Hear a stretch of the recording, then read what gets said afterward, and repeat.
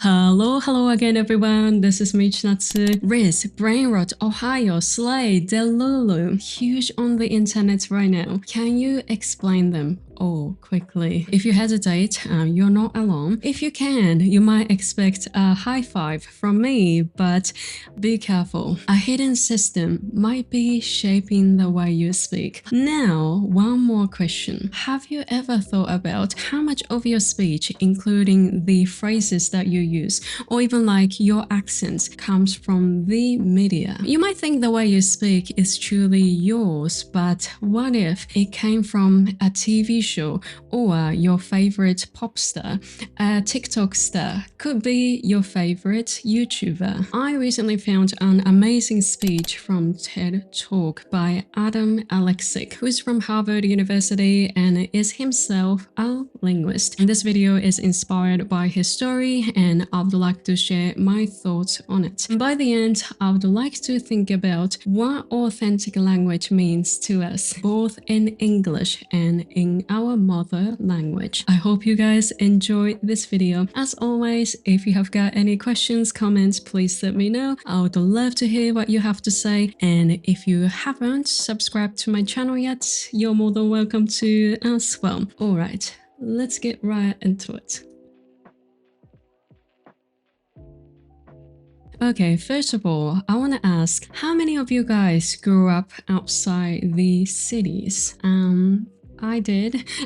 My local accent is quite strong and I don't really show it to you guys, but when I'm at home, when I'm in my hometown, I still talk like this. オランチの前さ、キズネイだ。オランチの前さ、キズネイだんだけど、Yes, I talk like this.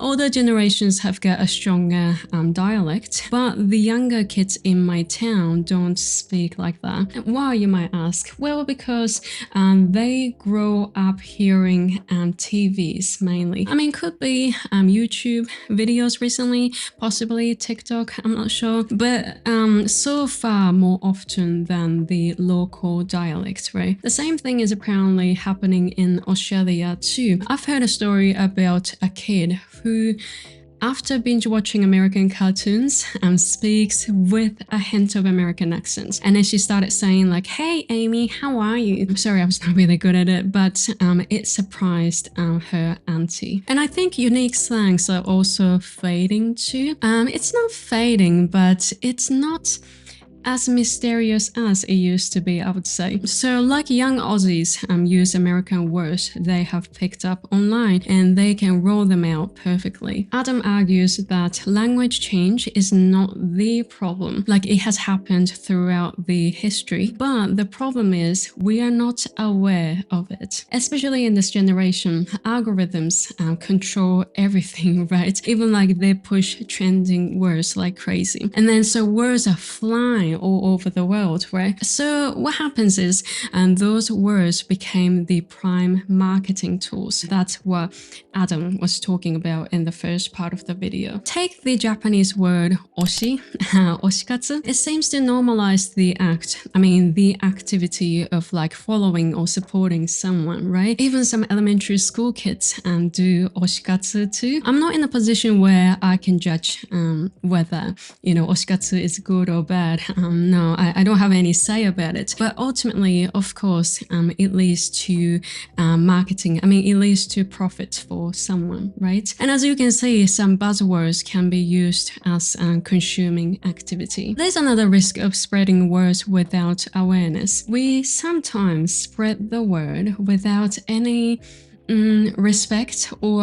understanding for a specific culture. Do you remember Kim Kardashian's kimono incident? A lot of Japanese people got cross because Kim used the word kimono without any respect for Japanese culture. And even like probably knowledge. She didn't have enough knowledge about like Japanese culture too. So the use of some words without awareness could hurt someone's feelings or some culture could be community too. Now we want to think about it together. First, is the way you speak really you?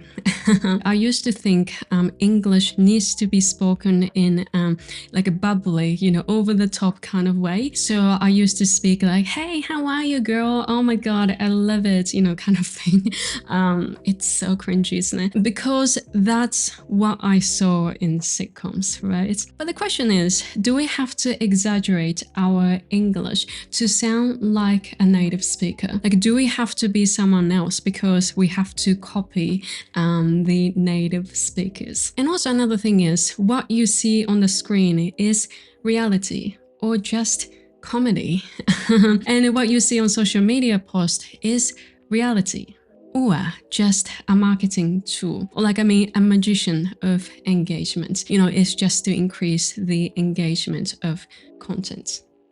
Do you know Tony from LC Sign? He's so huge on the internet. He's everywhere now. I love his content. I respect him. His marketing, social media marketing is amazing. Like, he's a real pro, I would say. But we have to be aware that the way he speaks is to increase the engagement. I'm pretty sure he doesn't talk like that in real life. But again, I just wanted to remind you that how people talk on the social media and how they talk in real life, they might be a bit different. And especially if you see the way of speech with more like exaggeration or over the top kind of thing, it's not reality. It's not. Sometimes it can be different, but I can't say 100% because there should be some people who speak like that. What I want you to be aware of is what you see on the media is not always what's happening in real world, right?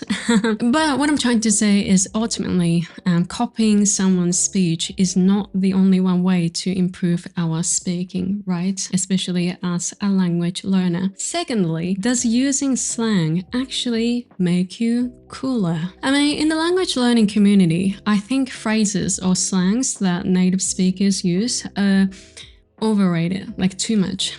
They are good and probably that's what you hear from native speakers, but we have to understand that in real life, trendy words are not automatically make you cooler, or I would say those are not respected automatically. Think about it. How do you feel about someone who uses only buzzwords or I don't know, the internet words or whatever, in Japanese? I don't think you would like that person. Slang and in some cases swearing words, you have to be careful because they definitely, yes, make you sound like natives. However, you need to know that native speakers are even careful with when, where, and who they are talking to. It's like a TPO, isn't it? Like a T, time, P, place, and O, occasion. And from that video, I think Adam's summary is worth repeating. We should be aware. We should be aware. As a language learner, some people might say, oh, I can't be bothered. I'm too busy to memorize words and grammar. I've got no room in my head to think about, the origin of this word, or I have to speak like this and all that. Yes, I totally get that. But I think as a language learner, this can be a fun journey to finding the English we want to speak. I want to speak like this. I want to choose the words that have got positive impact on other people. I want to be mindful of this, or I want to be careful with this. Remember that we can make a choice, right? We don't have to let algorithm control it. This generation is hard to live by for sure because we can't really separate ourselves from the media, right? We can't ignore them, but again, there is a choice and it's totally up to us if we do it or not. I think if we can care what kind of English we want to speak, I think language learning is going to get more fun and most importantly, rewarding too. I think the question you want to ask yourself would be, do you want to learn English passively or proactively. If you can care, you can go to another level, and hopefully that's what I've been doing with my learning process too. Not only copying someone's speech or even like how they talk. If you can explore